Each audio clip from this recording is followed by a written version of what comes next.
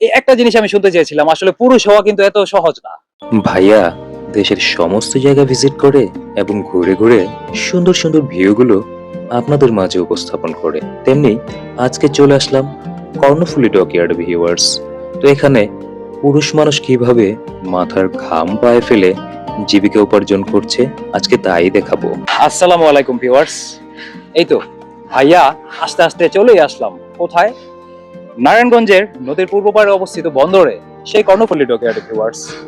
তো আমি চলে আসলাম, কারণ চিন্তা করলাম যাই, ভাই ব্রাদার কি ধরনের কিরকম হালতে আছে আমি একটু দেখি, এবং তারা কি ধরনের কষ্টের কাজ করে সেগুলো আমি একটু দেখি।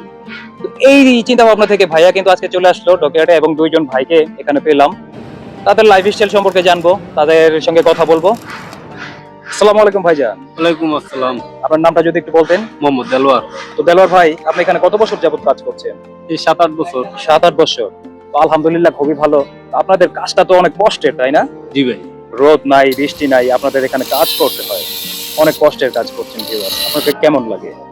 অনেক কষ্ট। অনেক নদীর কষ্ট। একটা কাজ করি, আগুনের তাপ, ওয়েল্ডিং করি, শরীরে আগুন পড়ে। বলার মতো কেউ নাই, না দেখার মতো কেউ নেই। কষ্ট। এতটাই কষ্ট। Thank you ভাইয়া। আসসালামু আলাইকুম। আর একজন ভাইকে পেয়ে গেলাম, তো ভাইয়ের নামটা জানবো। ভাইয়ের নামটা একটু বলেন। হৃদয়।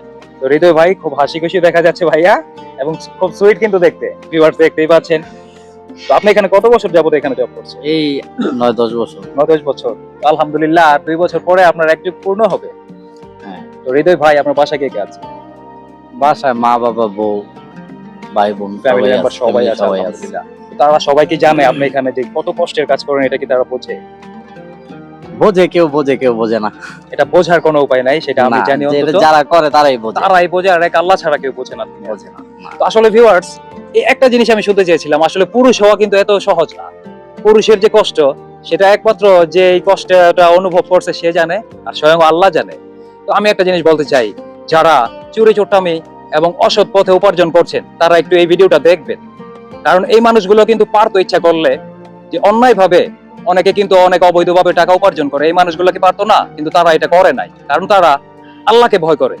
তারা দেহ খাটিয়ে সৎ এবং হালাল উপার্জন তারা করছে। এটা দেখে আমার কলজাটা বড় হয়ে গেল। এবং দেশ এবং দেশের বাইরে থেকে যারা দেখছেন, ভিডিওটা বেশি বেশি করে শেয়ার করে দিবেন, এবং এই ভাই ব্রাদার গুলোকে দেখে রাখেন, তাদেরকে সম্মান করবেন। কারণ মেহনতি মানুষদের আমি সম্মান করি। কাজই হোক, সেটা অফিস আদালতে এমপি মন্ত্রী, বা হোক সেটা কোনো এরকম মেহনতি কোনো কাজকে ছোট করে দেখার কোনো অপশন নাই ভিউয়ার্স। কারণ এরা মাথার ঘাম পায়ে ফেলে কষ্টের সঙ্গে জীবিকা উপার্জন করছে, এর চেয়ে সম্মানজনক আর কিছুই হয় না ভিউয়ার্স।